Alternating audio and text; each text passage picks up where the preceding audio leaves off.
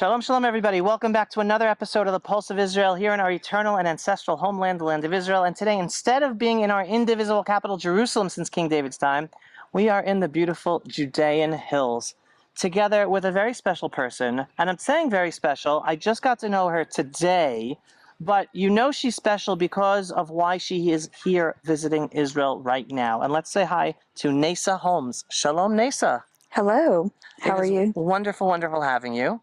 And I want everyone to better understand the type of conversation we're about to have based on the fact that Neysa has a PhD in psychology. She has a vast life experience, which I will allow you to say from where, of dealing with soldiers who have very intense PTSD, post-traumatic stress disorder, because of real life battle situations.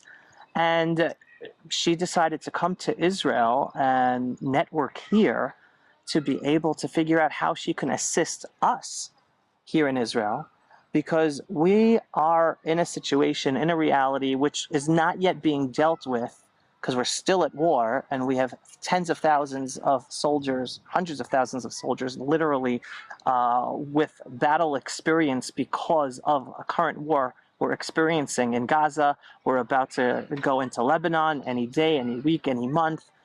We're going to have tens, if not 100,000 plus holy Israeli soldiers, all on different levels of PTSD. Some much more extreme than others, all depending upon the battle situations or the sights and scenes and experiences that they would have been experiencing in this war. I could just say personally, knowing one son fighting in Gaza, a second son fighting in Gaza, two different areas. One has already come into contact with Hamas terrorists, and with seeing things and doing things that are done in war without getting into specifics. Mm-hmm. And our worry as parents is, and I know he came home for a Shabbat, for a Sabbath, and is he going to talk to us? How open is he going to be with us? And that's not to say that based on how much a soldier opens up is a sign of how well they're dealing with their PTSD. But at least as parents, knowing that you're able to hear and they're able to open up eases some of the fear of what they might be going through, that they're not just keeping it all inside of them. In any case, this is why Neysa is so special, because she came here to help us, to offer us her assistance, and it is a wonderful opportunity to hear from her what she is able to tell us. So Neysa, thank you so much for being here with us. Thank you. And thank you, Israel. Just a beautiful, beautiful, so much history. As a Christian woman, it's so important that we support what you're doing, what you're fighting right now.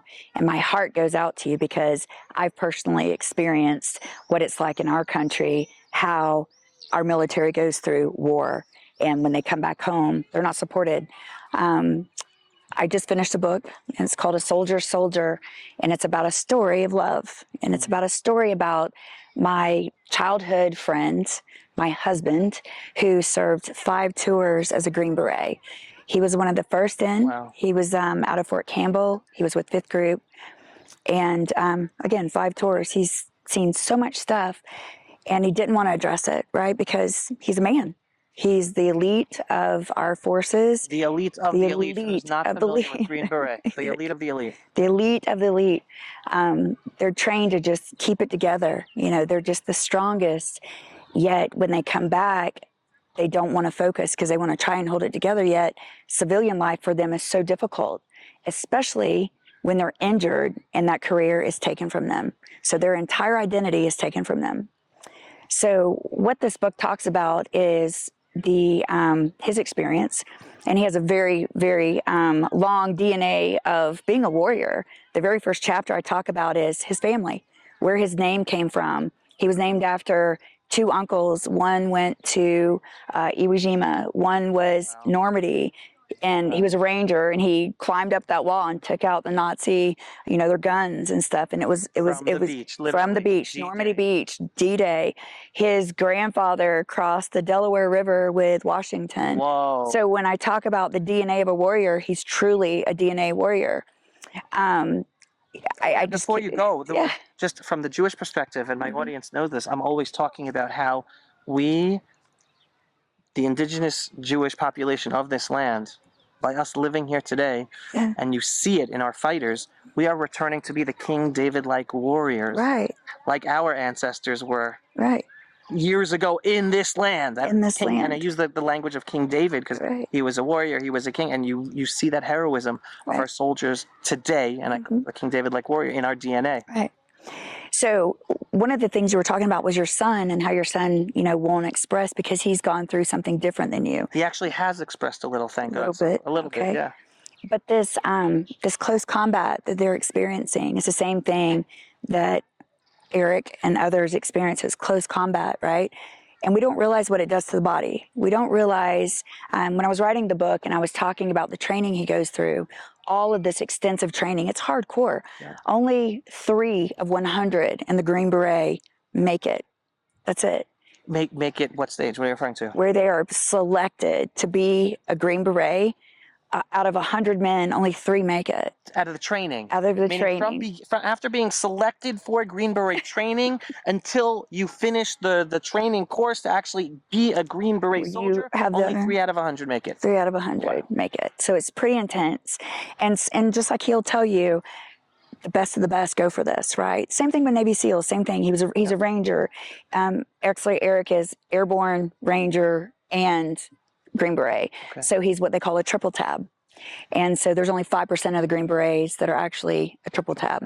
So he's gone through extensive training. So again, he made it that far. All of a sudden he's injured, or, PTSD gets to him, or TBI, which we figured out later he had. What's TBI? TBI is a traumatic brain injury from close percussions of being in that area, just like your guys are fighting right now in Gaza. They're going in the buildings, they're having to sweep the building, and they're in that close contact. The firearms are just firing, and it does so much to the body. So TBI it's different than PTSD? Yes, it sounds like it's a more severe level. One is mental, right? It's trauma that you experience. The TBI is physical, so there's a brain injury. No way. Yes, so he has double. Whoa. So it's trying, and both of them influence behavior. Both of them influence, his everyday life. He has no impulse control. And it took me a while to figure this out. Driving, as in, let's say, you guys don't have too much traffic like we do in the States, but I've seen a little bit of it. Yeah. But imagine getting stuck in a traffic jam, and it just sends you in such panic mode that you're off to the road, you're going through ditches, you're trying to do anything you can because your mind's going war, I'm getting ambushed, I'm doing all these things. Something else we recently discovered was trash on the side of the road, because when he was in Afghanistan, they would take bombs and put it in trash. So as the guys were driving by, it would explode. So with a traumatic brain injury, what it does is it affects the behavior, just like PTSD does. They don't know how to filter it, because now you've got a mental issue for trauma that's not been addressed. And you also have a physical, it's like having a stroke or something. There's damage that's done to the body. Now think about this for a second. What do these guys go through when they're training? There were so many instances where he told me he was almost shot. The explosions were so bad. They have to open their mouth because it's so hard on the body. Imagine what you're going through just through the training. Now you actually go into combat. What happens when you come out of combat, right? Your body's absorbing every single bit of this. You're tough. Wow. But how tough are you? Now let's add in the emotional part of it, where you're seeing your brothers die. And you're seeing death, and you're seeing things that you can't even understand or comprehend that a human being could actually do to another human being. We were doing really good until October 7th. October 7th hit. When you say we were doing really good, you're referring to Eric, your husband? I'm referring to Eric. Okay. We had the PTSD. We had a lot of things completely under control. October 7th hit, and that was when it just really it affected him so bad that damage was happened to the house. TVs are getting ripped off walls. TVs are getting punched, and he's screaming because the visions that he sees on TV are the visions that he actually saw these in person. The women getting broken, the children, what they do to the soldiers when they capture them. So it's just seeing what happened on October 7th to us on the news, on the television, those atrocities, that then triggered him to relapse. Yep. Wow. And it was just so bad. And of course, my heart breaks. As I was telling you earlier, it's in my book, but I've known Eric since I was 8 years old. We were children together. We met each other in our neighborhood. I would ride on his handlebars. We just played games. We played we threw oranges at each other. You name it. We were children, innocent children. We were each other's first love at 14 years old. But we never stayed together. And it was funny because I ran back into him. I was married at one time. I was married for 28 years. I have 3 children, and my marriage didn't work out. And Eric and I crossed paths again in 2020. And that was when I was really focused on it, because I was like, okay, my friend here is suffering. How do I help him? And there was just so much to it. In the book, I talk about our VA system, right? That's why I came here, because I don't want your soldiers to suffer like ours do. What do I mean by that? And again, when Neysa is talking about the VA system, she's talking about the Veteran Affairs and the whole medical system in America in dealing with veterans. Exactly. So I was not experienced with it at all until we had to go through it, right? And it was, I had called the Green Beret Foundation. Again, they're a nonprofit that are helping people because our own government will not help our veterans like they're supposed to. So once I've always heard the VA's bad, they don't do the right thing, blah, blah, blah. I was like, okay, let me figure this out myself, because now my husband, we're going to go through the system, and I'm going to get to see it firsthand. I'm going to get to see what they do, what they don't do. I'm going to figure this out myself. Our experience was horrific. We needed a referral for him to go to a treatment center, and they said, yeah, we'll get it to you in September. January, I'm still calling. No answer. Oh, we'll get it to you whenever. That's not what you do to someone that has served your country. That is not how you take care of a soldier. That is not how you take care of someone that has volunteered for service. In our country, our military, they volunteer. Right. They put their hand up, they take an oath, they wear that flag. Beyond that, we were talking about October 7th. Every one of the VA, this is really hard for me to even talk about. And I'm sure for your country to hear this is going to be unfathomable. But imagine you're told that you have to go to a treatment center, and it's either at Vanderbilt, which is right outside, it's in Nashville, Tennessee, or Emory, which is in Atlanta, and we have a property in both places.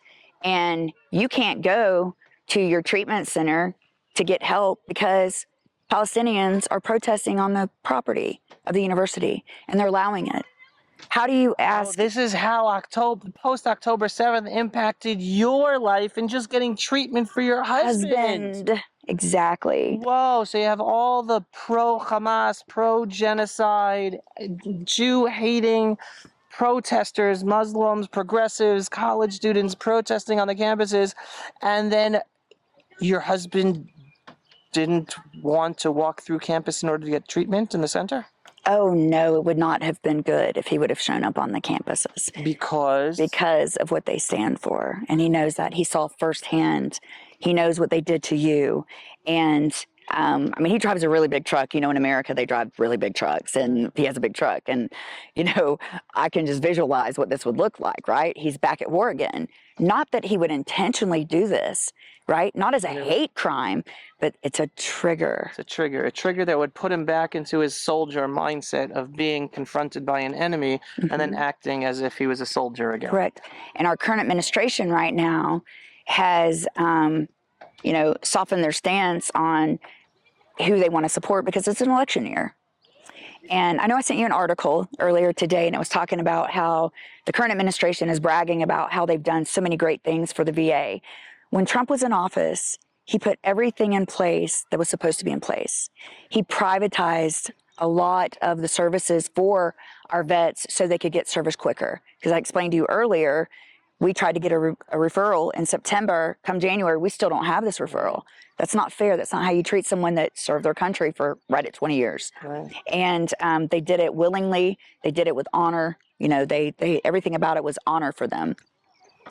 And so when the Biden administration came in, they changed that, and they said, oh, you know, President Trump, all he was doing was privatizing it so all of his rich friends would get richer. When in fact, they expedited the process and they got more veterans helped than before. The only thing that this current administration is looking at right now is toxin exposures, right? Biden's son, Bo, died of a brain tumor, right? They were saying it was burn pits. Well, not every single soldier was exposed to burn pits. Not every single. They were exposed to a whole bunch of things. But why is that the focal point? It shouldn't be. PTSD, they're doing nothing about it. There's all these clinics that are individual people are setting up treatment centers for people with TBIs, right? There's all of these different services that they're offering, but it's individual citizens. It shouldn't be that way. It should be our government that is supporting them no matter what it is, that they should say, we owe this to these men and women. They're not getting that. I can tell you how bad it got. Where I decided one day when I was writing the book, I started going through and what is it that the VA offers, right? You go on the website, you look, there's an 800 number. 800 number, call this if you're suicidal. It's a Friday afternoon after 5 o'clock. I call the number. I just want to see what they have to say. They talk to me for a few minutes. I ask them, what's your degree? Well, just a call center. You and I both have degrees, right? In psychology, right? In psychology. You have a PhD. Right, in psychology. And I'm like, okay, you sound really young. So I'm guessing, how old were you? So you remember 9/11? No, they weren't even born. What's this call center for? It's for suicide, for veterans. Suicide call center. Yes, for suicide. How can they possibly help? How can a 20-year-old or 22-year-old walk a Green Beret or anybody else that served overseas, that went through war? How do you help them? How do you even have that conversation with them? I know what you went through. No, you don't. How do you talk to them? And that was one of the things that he said. He can't go into a center where it's people that they're saying they have PTSD when they don't have that type of PTSD. And it's interesting. I'm going to point something out to you. And it's actually in the book too. It talks about operator syndrome. It's a brand new term that's supposed to be coming out in the DSM newest version. Okay. And operator syndrome is way beyond just having combat PTSD, right? They used combat PTSD as just like a vague number beyond just PTSD. Most of us have some kind of trauma in our life, and we could say we all have PTSD. But in this case, they tried to term it combat PTSD. Now, there's a few specialists that have come out and said, you know what, we actually have what's called operator syndrome. And operator syndrome goes to just a completely different level because it's the elite that are going in. They're operators. What did they see? What did they recover? They see so much They more. see so much more, right? So when he's having when he was triggered after October 7th, one of the things that triggered him was seeing the women, right? And he's screaming in our living room. They broke her body. They're breaking the women's bodies. Even October 7th. October 7th. When he saw what they When he saw doing to them. what they did October 7th, he's like, I mean, mad. Stuff's thrown. Just, it's terrible because he knows, he's seen it. You see, it impacted your personal life, your home, the walls of your home. The walls of our home. And just sends him down a place that a lot of these guys go through. I know some of the other Green Beret wives. I've talked to them on the phone. They live separated because their husbands too will not address the trauma. I don't know if it's because they feel embarrassed because they're the toughest, but it's there. It has to be addressed. We experience trauma, but it's our responsibility to address that trauma. And are these other wives who live separately now? Mm-hmm. Is that because they're afraid for their physical safety, or it's just not good to be in that environment? It's a combination, because when a trigger happens, I've seen it with my husband. I've talked to other wives who have seen the same thing. Their eyes go really dark black, and his eyes are as green as mine. I know you can't see him because I have sunglasses on right now. He's got these beautiful green eyes, and it's like they just go dark. And I know it when he's coming my way. You know, I mean, it can be scary.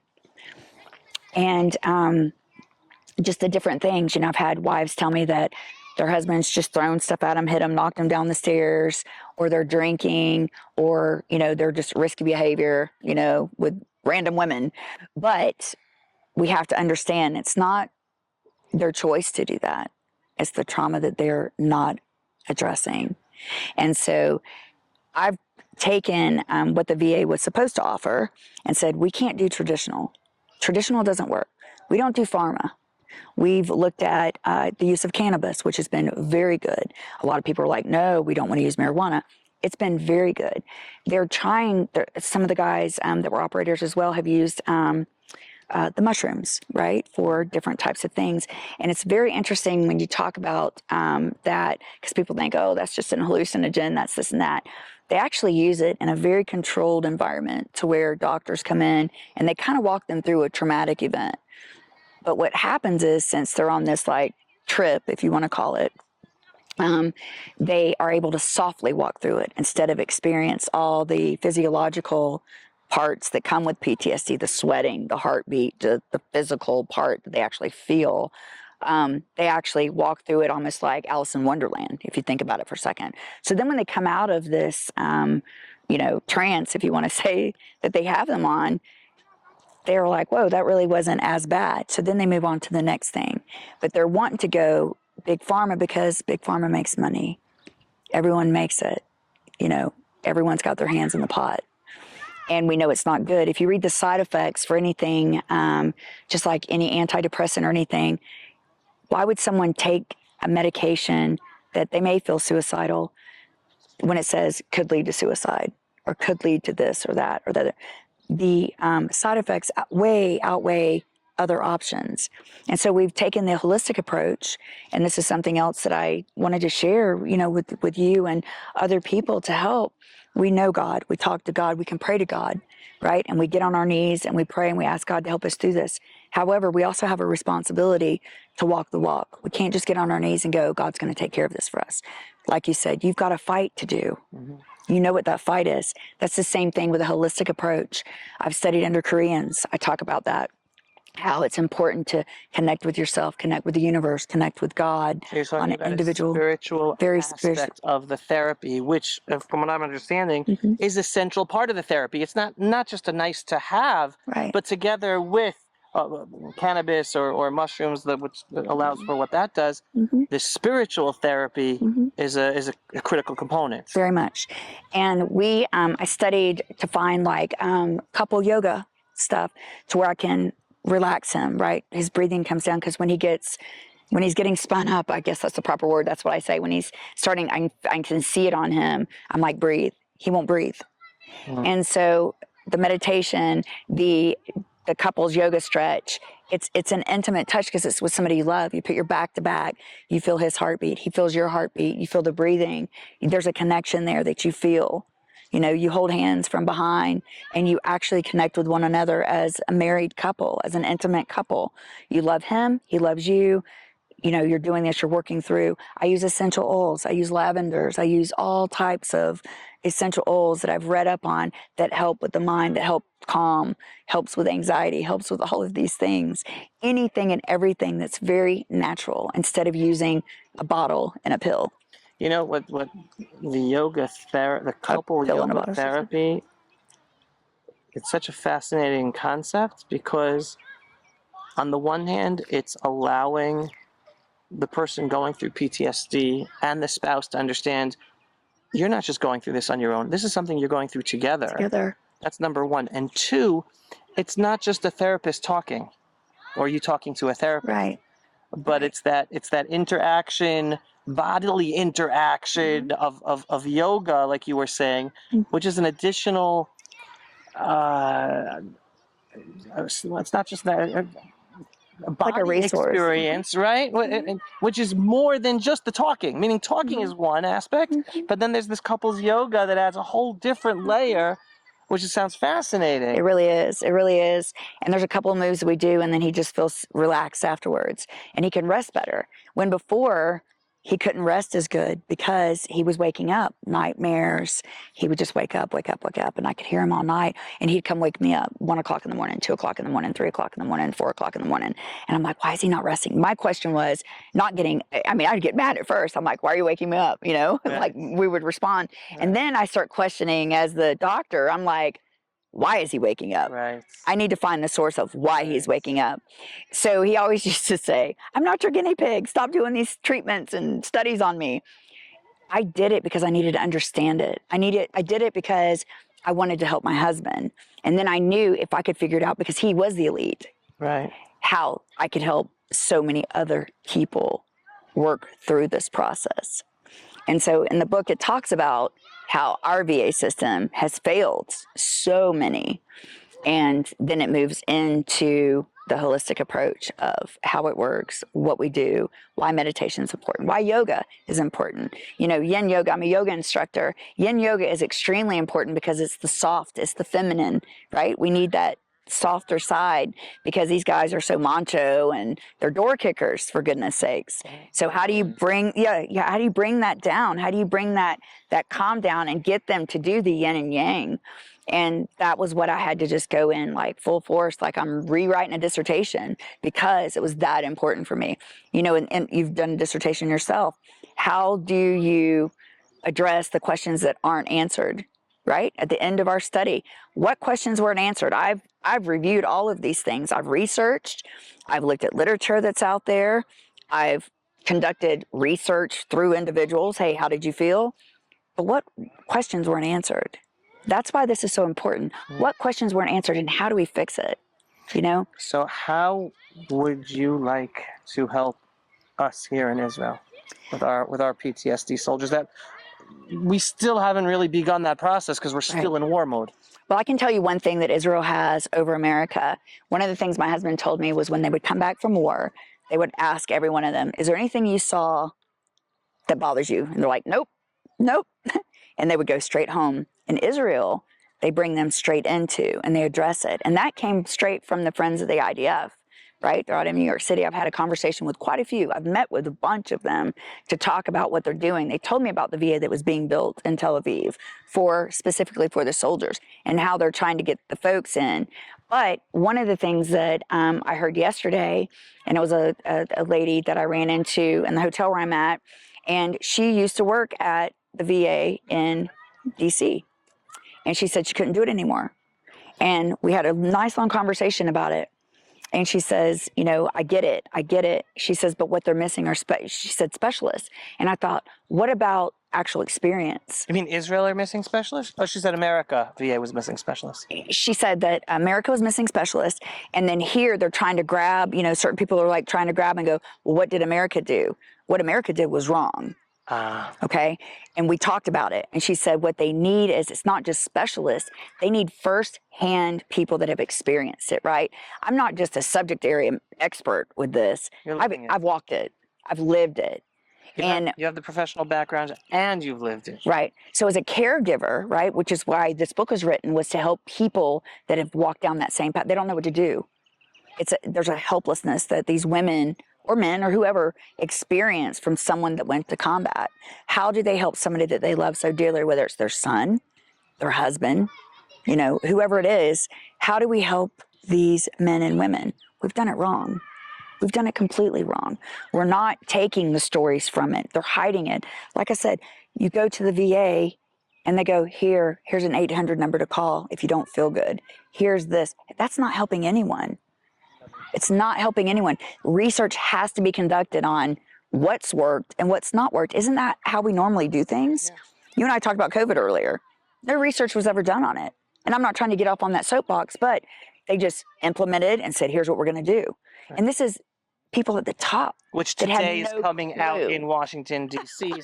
Fauci just admitted he had no clue what he was doing. Correct. He just made the decisions. Same thing with the VA. They put these people in and they go, oh, here's what we're going to do. And they sit behind their desk. No.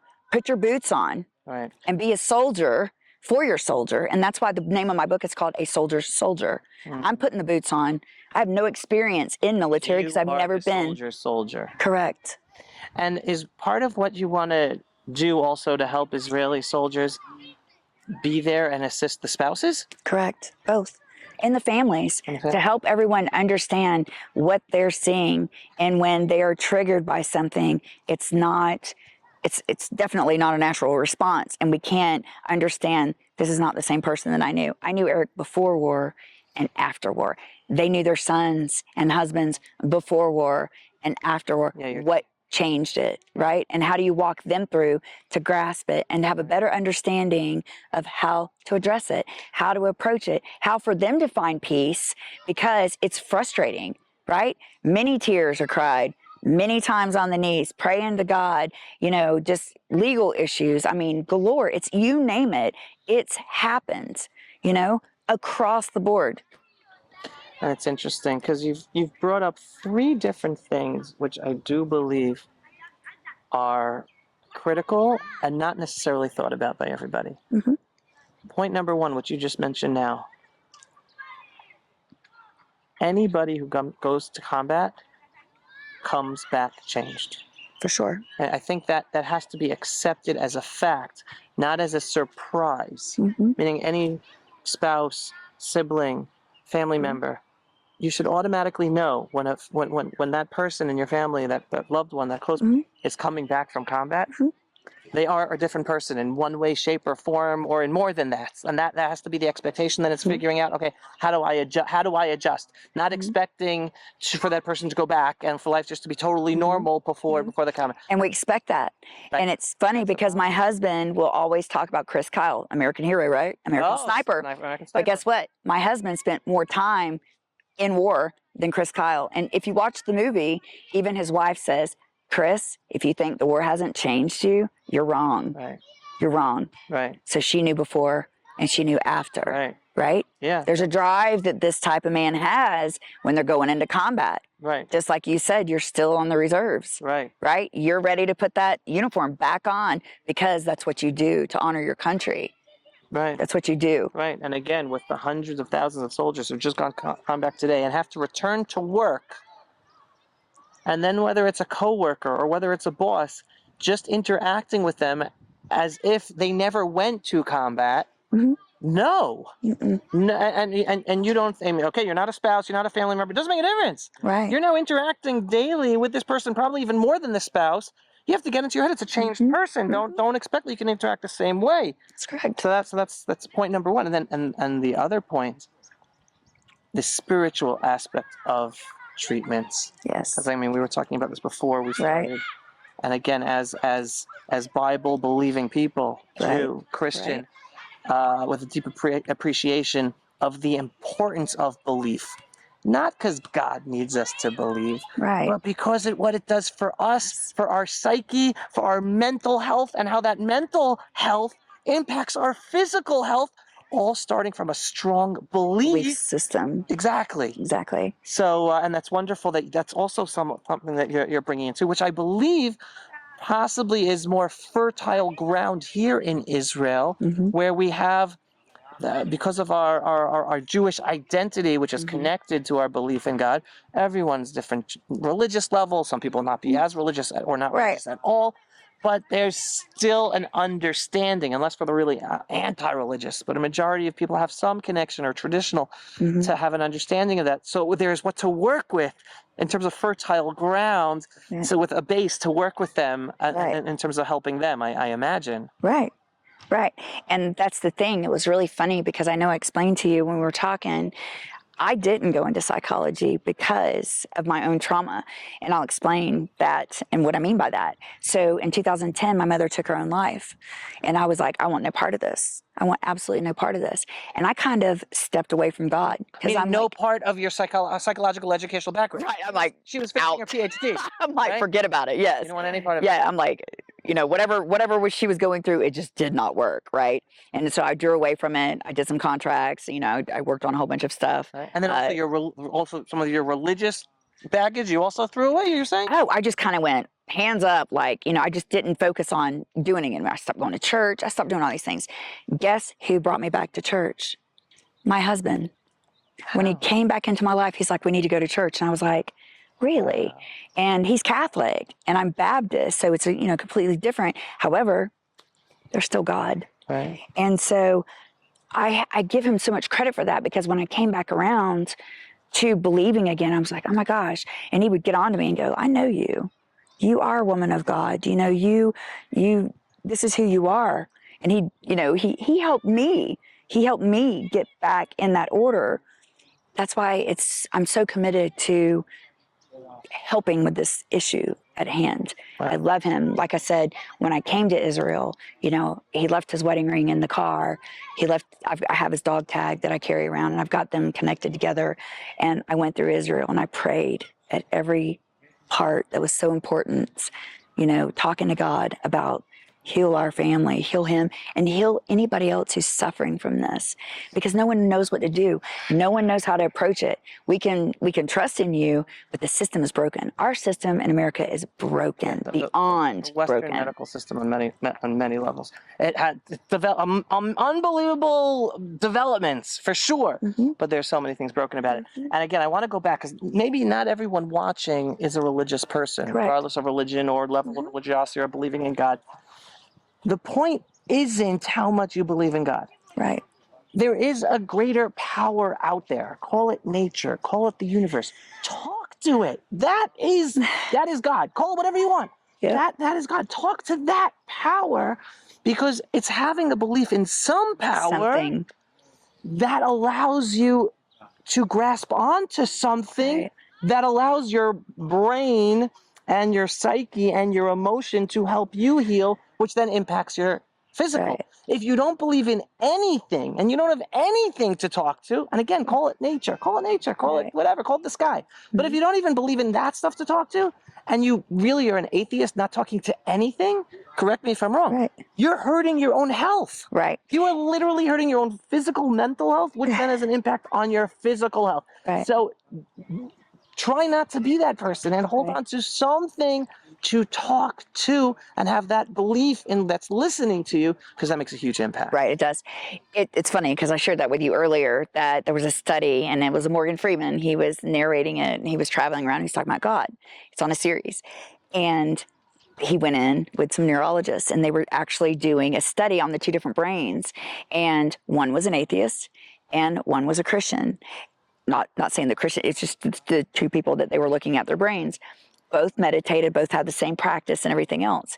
There was a huge distinction about the calm that was found in the non-believer of nothing. In their brainwaves. In their brainwaves, versus over here where they believed in some type of divine, Presence. something. Right. And it was bright. It was different, completely different color. Wow. There was a lot of activity that was going on. So as he's saying, you have to find something you believe in, because if it's dead, there's nothing there. What are you practicing to? What are you looking at?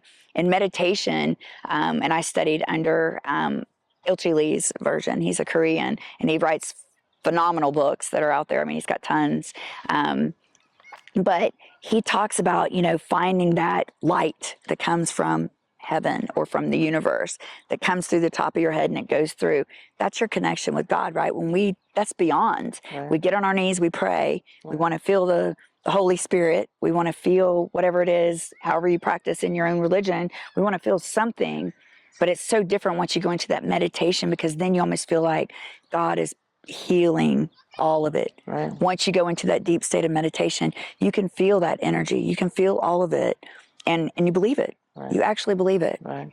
Well, Neysa, thank you so much for everything you're doing, everyone you're trying to help, especially for coming here to Israel to be able to help our holy IDF soldiers. Again, you see, this is our ancestral homelands, how blessed we are to be back, and we're fighting for our soul, the soul of our people, the soul of our homeland. And our soldiers out there have an unbelievable level of heroism, risking their lives, which, as I told you before, and my audience knows, I call our enemy Islamo-Nazis. I mean, just the level of evil that they've exposed to the world, that they live stream to the world. It's worse than the Nazis. It's just it is pure evil. We talked about that earlier. We talked about that earlier. Right. Yeah, even though the world and the Western world wants to ignore it and wants us to give into it and surrender to it and allow it to continue, it's insane. But thank you so much for coming here and wanting to add and give from your experience. Absolutely. to be able to help us here. And with that, just may you have a successful process, because life is a process, a Yes, successful it is. journey Thank you. and health journey together with your husband Eric as he Yes. continues to go through everything he's going, and Yep. he seems very blessed to have you Thank you. as a partner. And he's a good man. That's the thing. He is a man of God. He fought against evil wholeheartedly, didn't think anything about it. And now it's our job to fight for him. Right, a soldier. Soldier.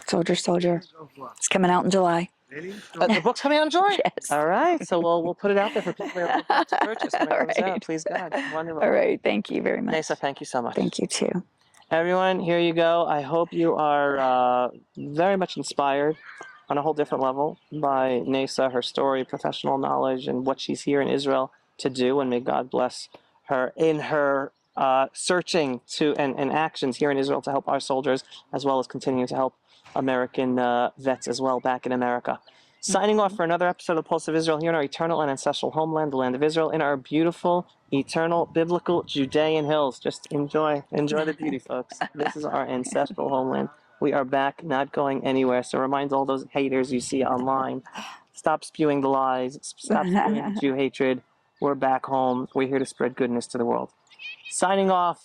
If you are not yet a subscriber to the Pulse of Israel, go to pulseofisrael.com and click to subscribe. And if you enjoy the content we make and want to help us get seen, and again, we're being censored. I get emails every day of screenshots from people who can't watch our videos. Don't let them share our videos on links on Facebook or on Instagram. We're getting censored everywhere. We can use your support. So anyone who wants to support to ensure you and others get to see our videos with the inspiring, politically incorrect truth about Israel, the Jewish people, and the freedom-loving world, every once in a while, just go click on the donate button on pulseofisrael.com. Shalom, everyone, and thanks for watching. Pulse of Israel, frontline videos from the Holy Land. Support our work by donating today.